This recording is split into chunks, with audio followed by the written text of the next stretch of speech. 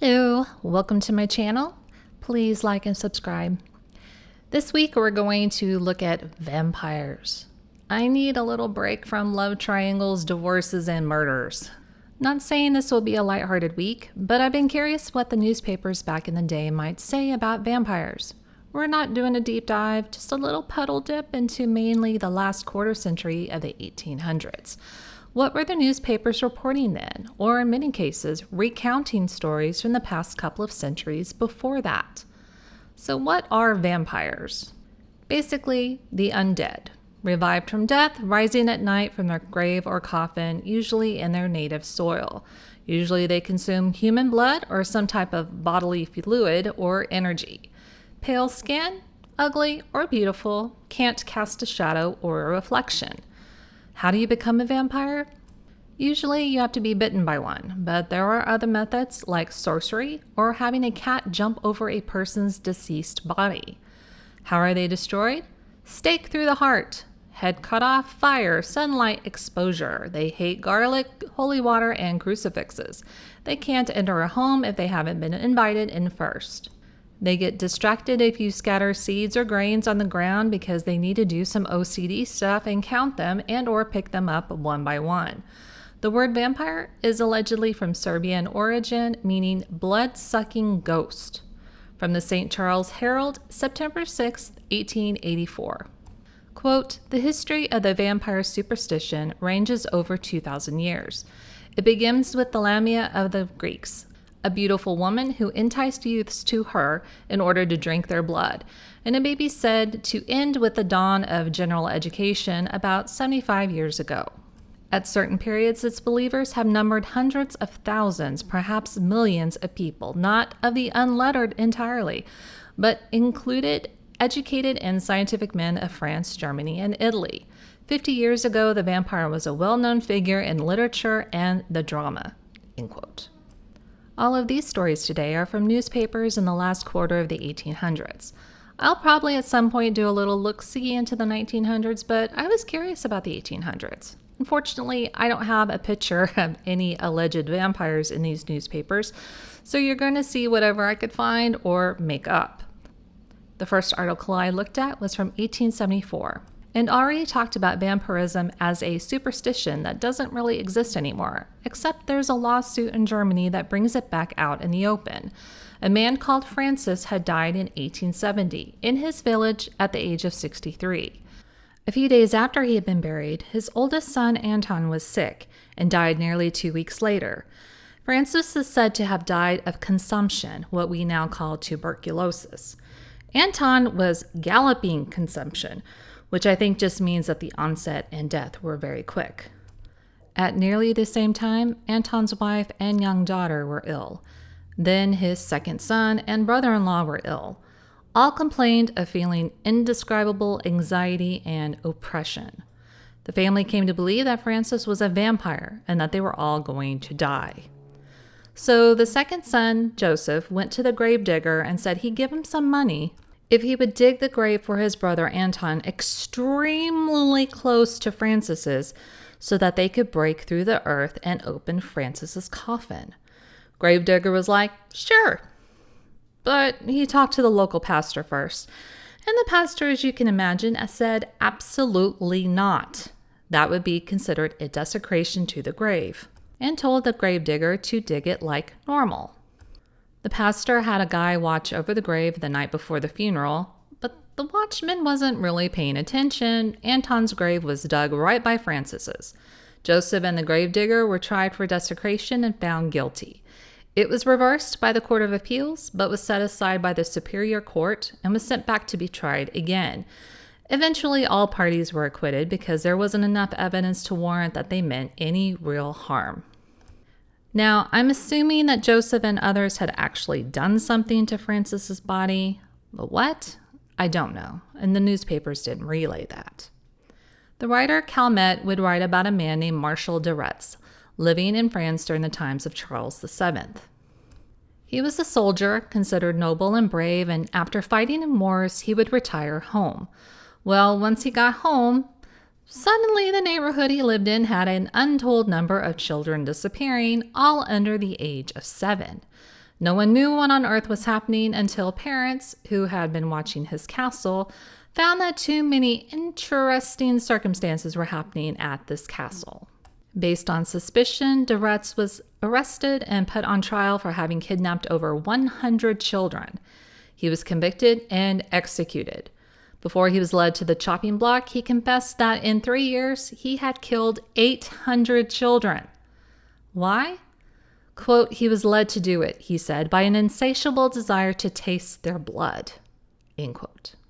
Now, the writer Calmet related the story, adding that though perhaps exaggerated, he didn't believe it to be a myth, and the fact that de Retz had made such a confession.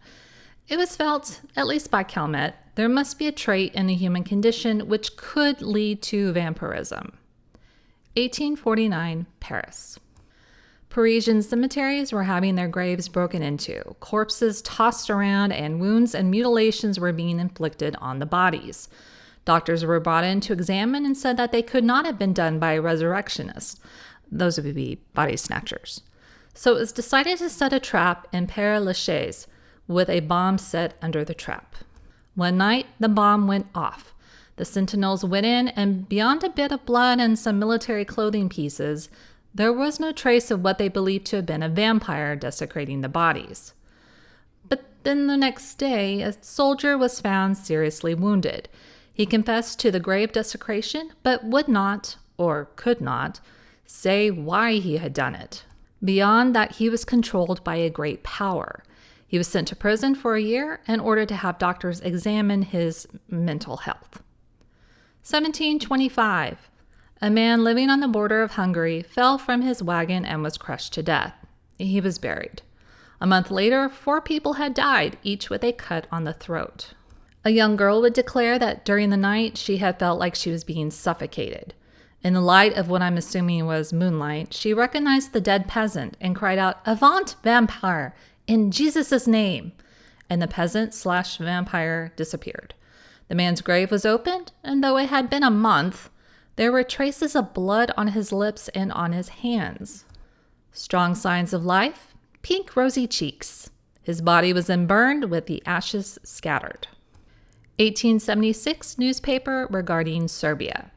A man named Prosper Marami was a writer and traveled around. He relayed that in 1816 he was traveling on foot and stopped at a small village called Barboska. He stayed with a man and his family named Poglanovich. One evening, they were startled by loud cries from the sleeping apartment. They went up to find the mother holding her pale daughter, who appeared to be stretched out on her bed, deceased. The mother shrieked, "A vampire! A vampire! My poor child is dead!" Well, the daughter was not dead and was soon revived.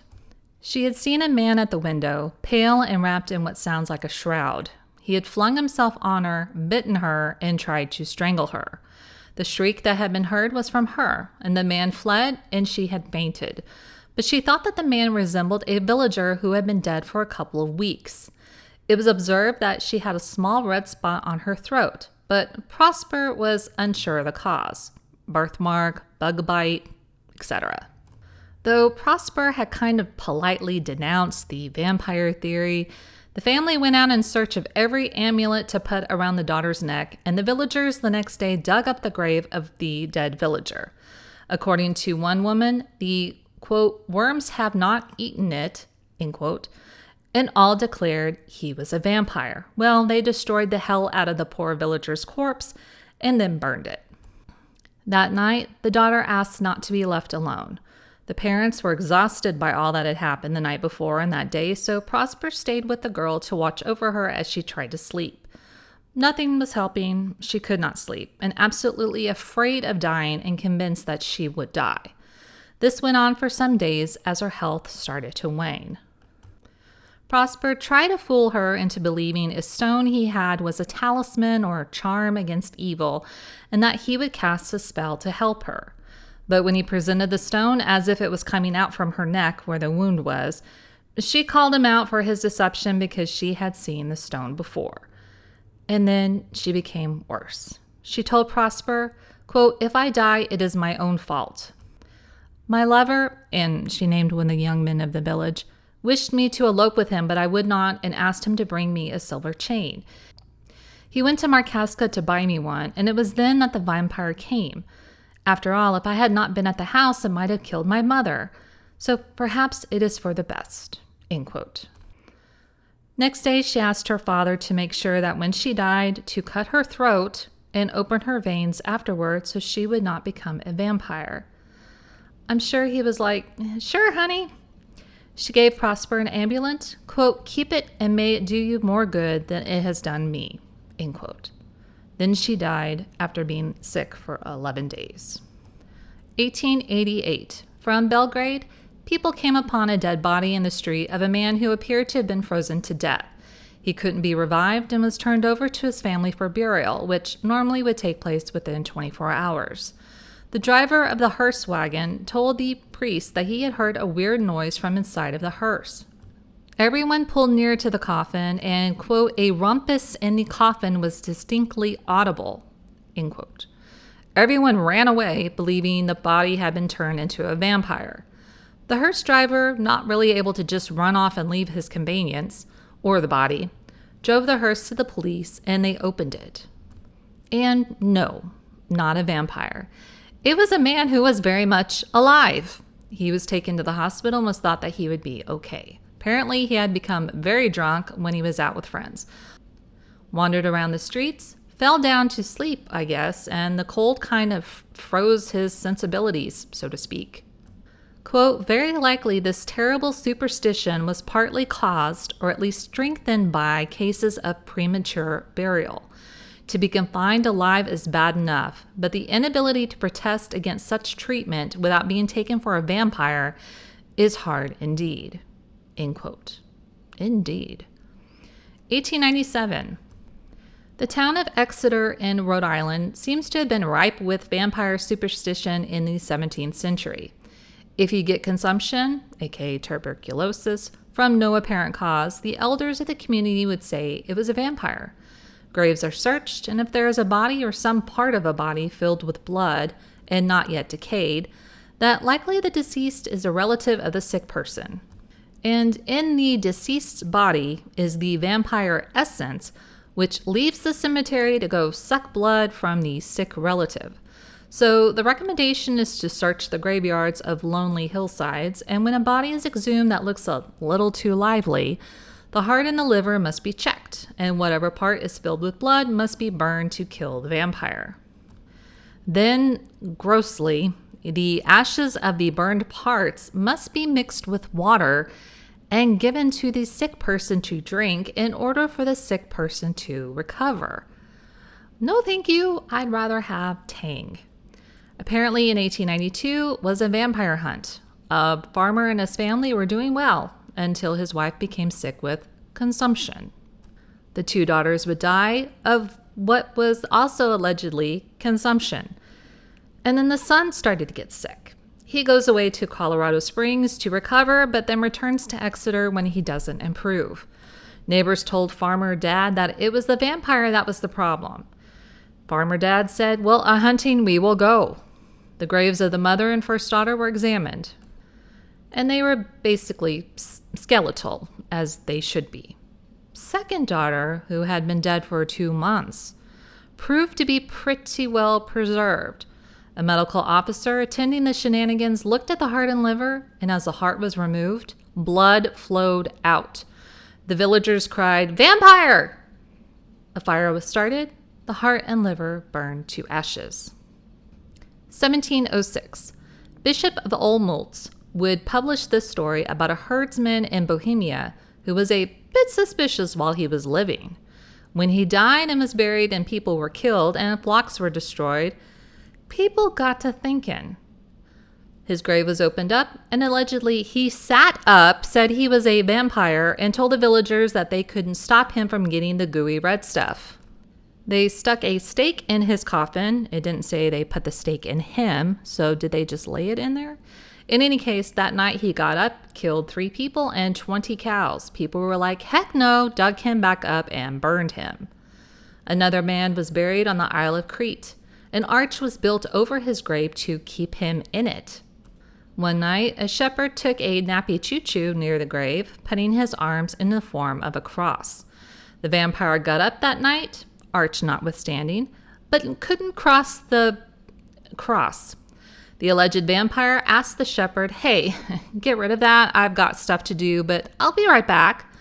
For whatever reason, the shepherd was like, "Sure thing." The vampire went to the village and killed a man and a woman and drank their blood. Well, the villagers are like, "Heck no." They took his body out and burned it. Allegedly, a drop of blood landed on the foot of someone, and that person, quote, withered, end quote. And lastly, a young man on the night before he was due to get married just all of a sudden died out of nowhere and was buried the next day. That night, several cattle were killed, and his fiancée had a dream that she heard him calling for help. So, of course, the villagers were already thinking, vampire. They went to dig up his grave, and when they opened it, he sat up and cried out.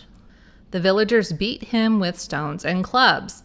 When a doctor examined the body afterward, he said that he, quote, believed the young man had awakened from a trance only to be murdered by his former friends, end quote. Ouch. Whether or not you believe in vampires is immaterial. You have to admit the tales are interesting in and of themselves, whether you believe them to be fiction or nonfiction. I've been a horror junkie since I was a kid and have always been fascinated by vampires, the hot cha-cha ones and the grotesque ones. Hope you found this fascinating. It's nice to take a little break this week. If you like this channel, please like and subscribe. It helps me out. Thanks so much. See ya.